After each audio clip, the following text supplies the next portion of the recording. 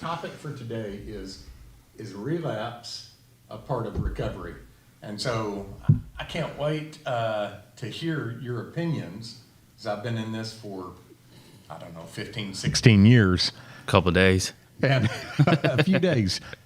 And I can't wait to hear what y'all have to say. So we've got Russell and we've got Don. Don's our guest today. Don, welcome to the studio. Thanks so much for being here.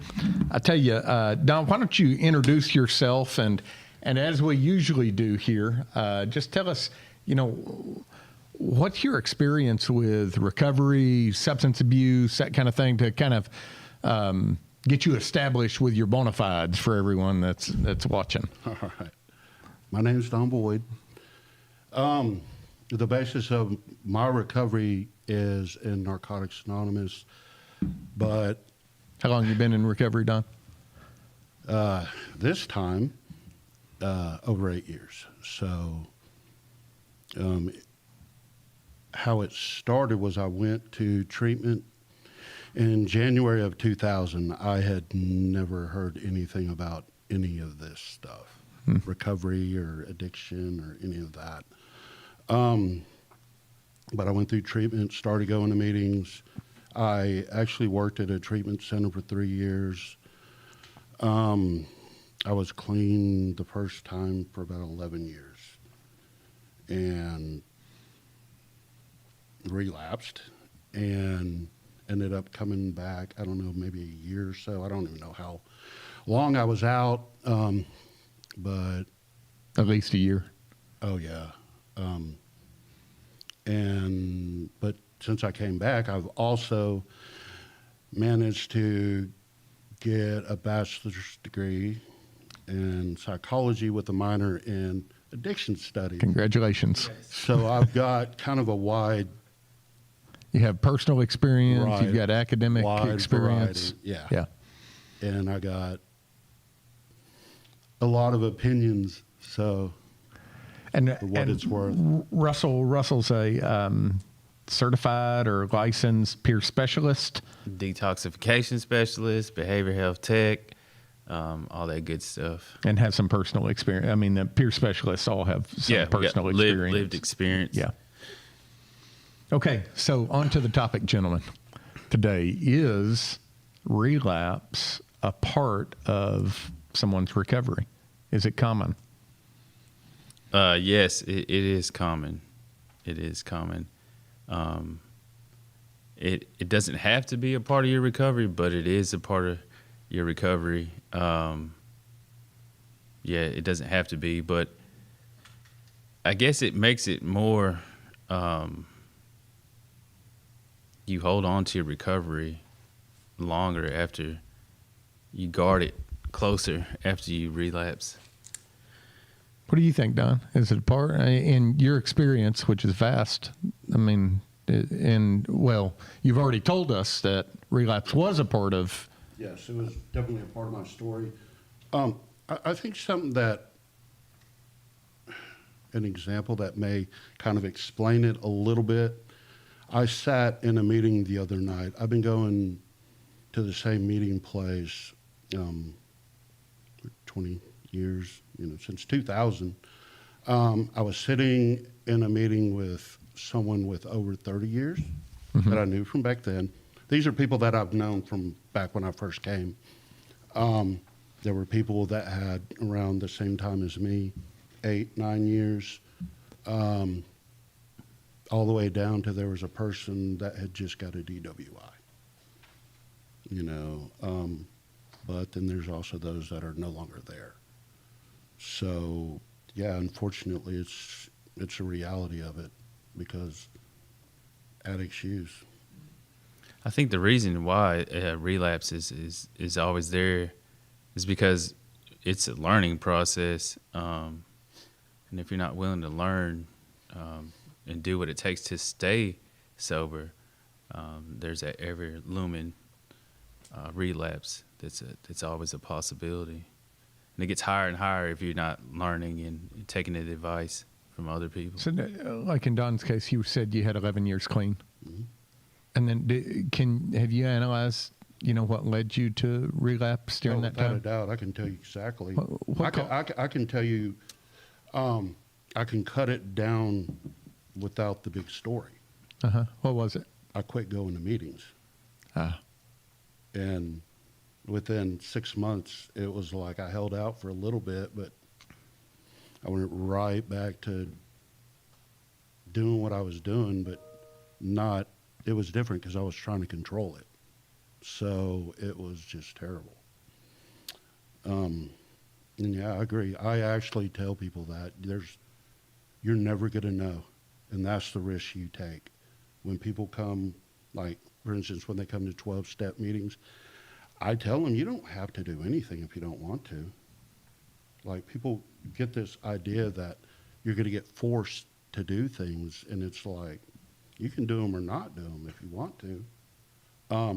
The risk you take is that, Relapse. yeah, and you may not get that second chance that you think you're going to get, or fourth chance.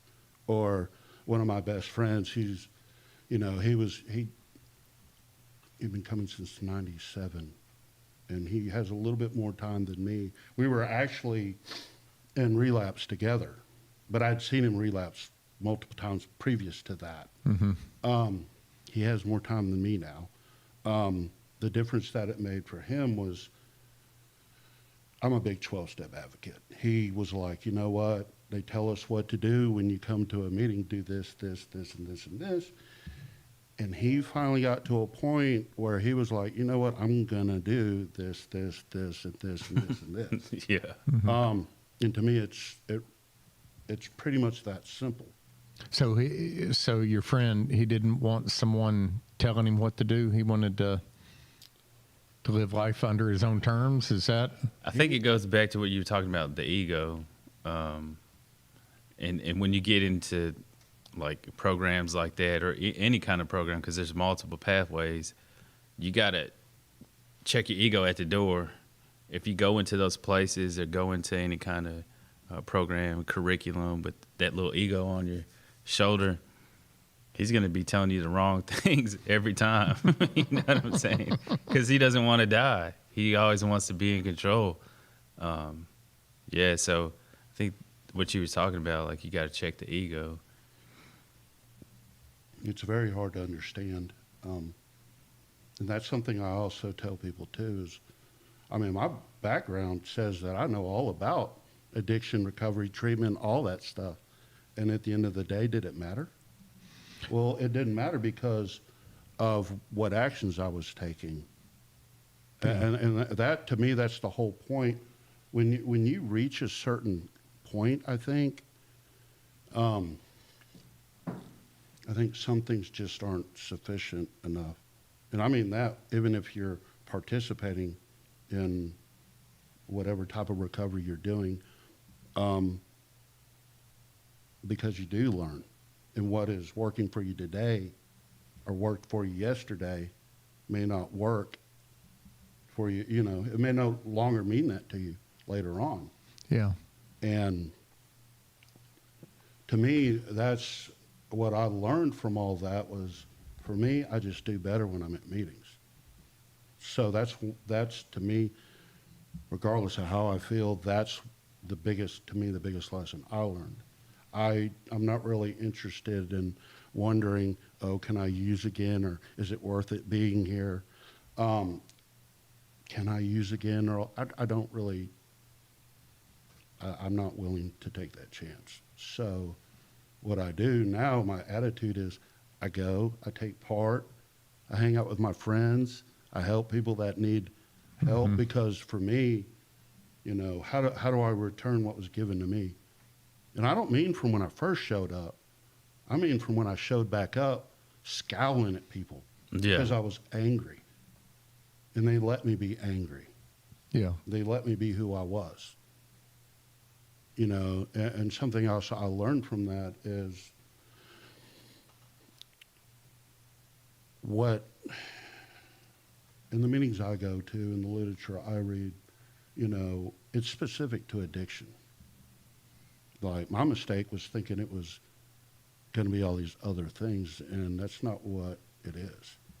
It's me dealing with addiction, period. Now, I'm going to be around certain types of folks. So what? Yeah. You know, so what? They need help just like I do. And for me, I'm a big time advocate for the step work. Big time. Because of the way I understand that they work. At this point, I've learned that, you know, it's about taking inventories so I can, I guess, pay attention to my behavior, but also my beliefs and my values.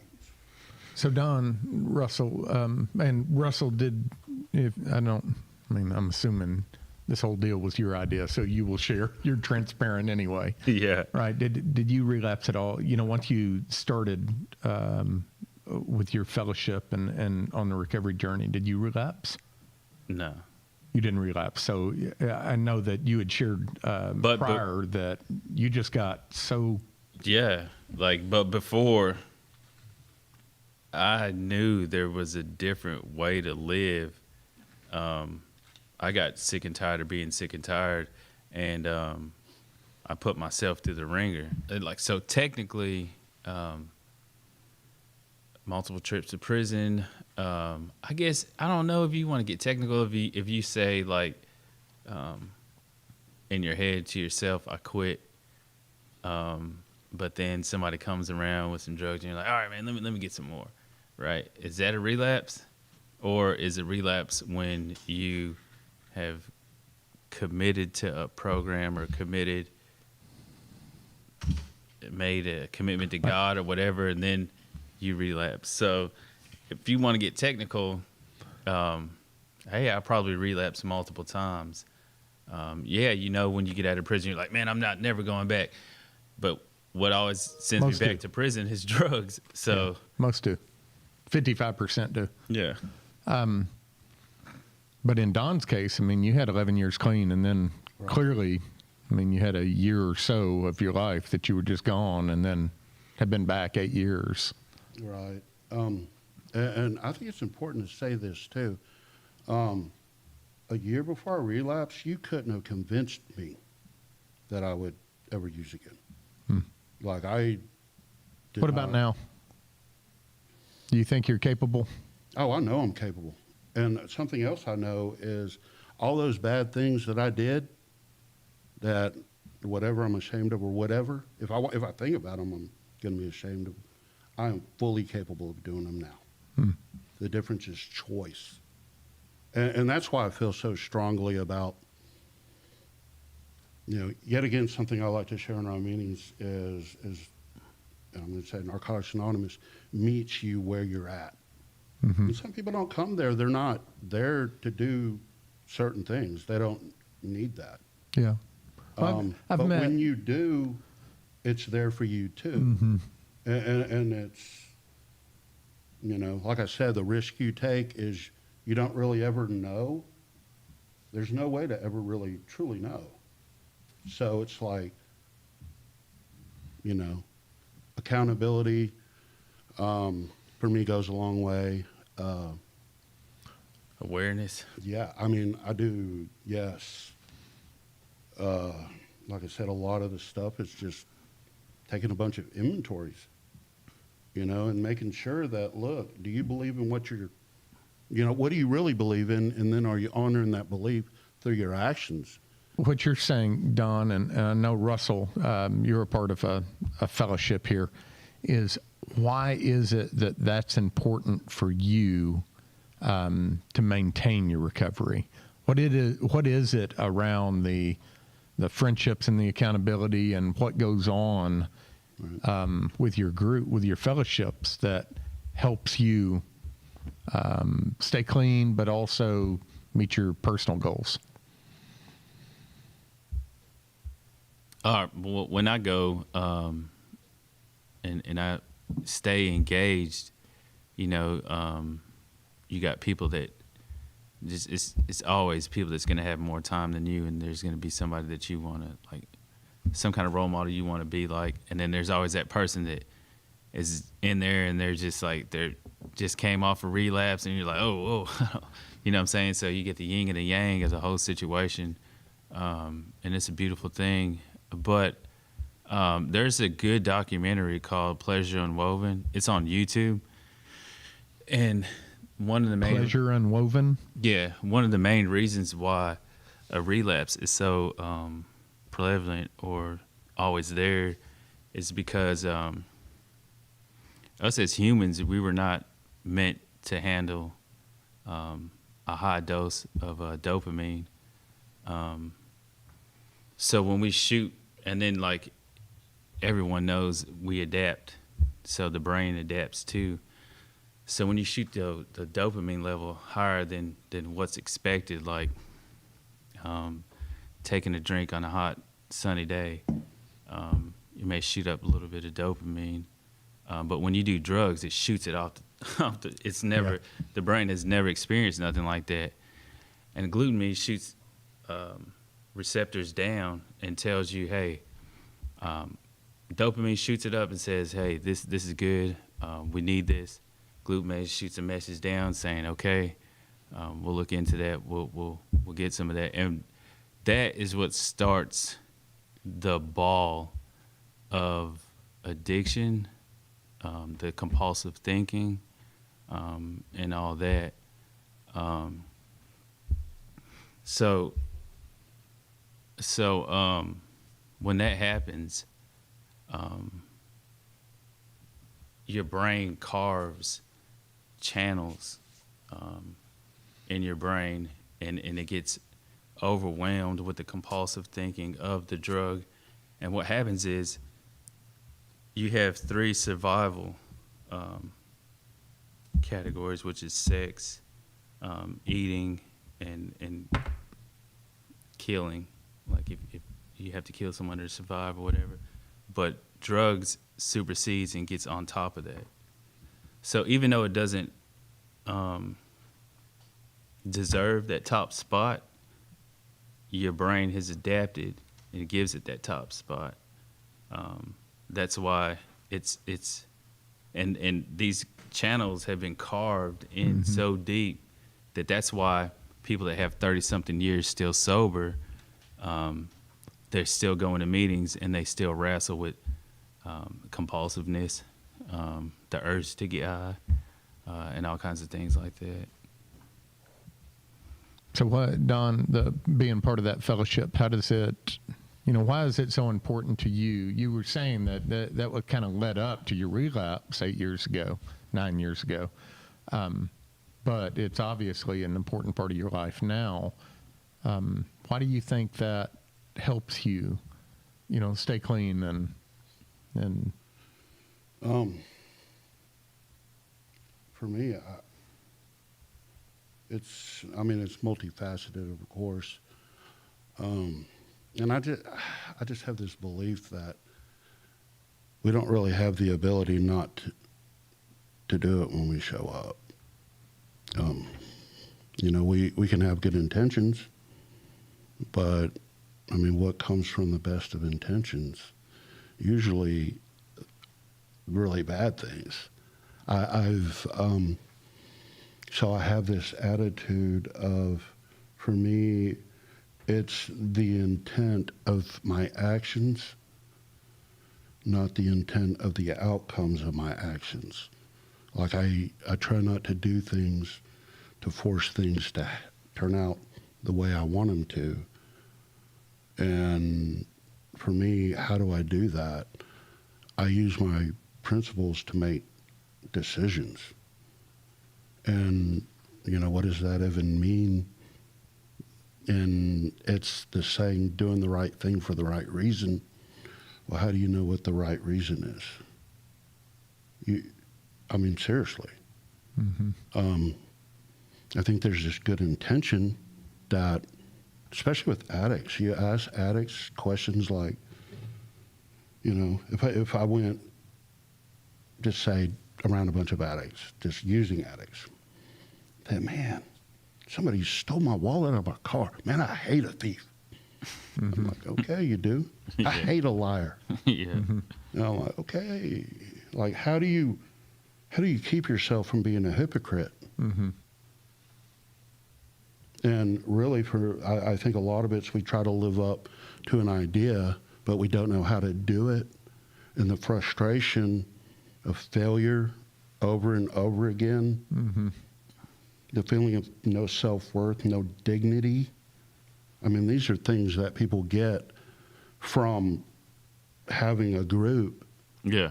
that, we need as people. Yeah. Mm-hmm. But even then, well, I believe when you get to a certain point, what makes what I do, why I'm such a big advocate for it, is because it allows me, that part of me that's never been able to fully utilize all these great things in the world, Mm-hmm. like going back to school or anything. To me, it doesn't matter what it is. Participating in a family or participating in a church or whatever, it doesn't really matter what it is. What's the part of me that keeps me from being able to fully engage in that without always messing it up? Mm. So that, to me, that's what all that stuff's for. So let's close it out with this question then is, so Alliance members that are encountering clients, or maybe you've got loved ones in your family, and you're watching someone actively using, and maybe it's because of a relapse. Maybe they were doing really well. They got the kids back in their family. They got a job. And then all of a sudden relapse occurs. What advice would you give to that professional could be an adult ed teacher or DWS worker? What would you say to them as their client? They've invested a lot of themselves, both professionally, but also emotionally in someone, and then relapse occurs. What advice would you give to them? That is the most important time and the best time that they need the most love, the most understanding, and all of that, because you got to take them as where they're at. And like I was saying, man, we carve these channel waves in our brain, so well after we're clean and sober, we're still going to have these thoughts, and we're still going to have, it just doesn't go away like that just because I went to rehab for 30 days and I've been sober for 60 days or even 5.5 years like me. I'm still, but like in the beginning of me being in a fellowship, relapse is a possibility. But then there comes a time when you got to take that off the table, and that's not even an option no more. I don't care if I'm the last person on earth. I don't want to feel that way no more. I'm not going to get high because I don't just want to feel that way no more.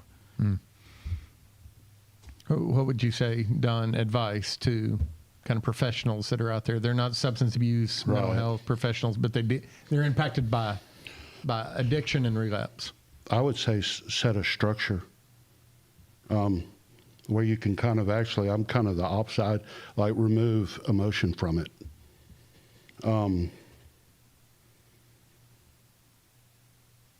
Guidelines, a structure to follow.